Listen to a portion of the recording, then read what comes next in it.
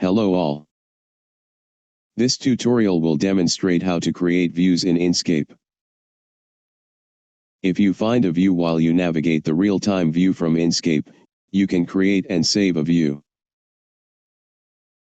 Step 1. Once you find the view, stop to navigate. Step 2.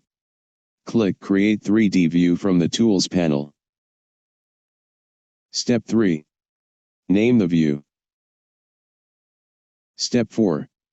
You can find the view that you just created on the Revit project browser. Step 5. To go back your view that you created, click the view name on the Active Document panel.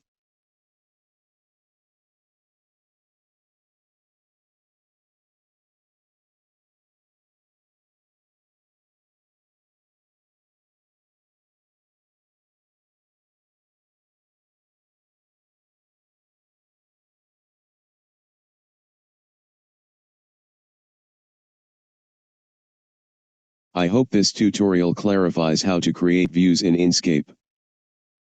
Thank you.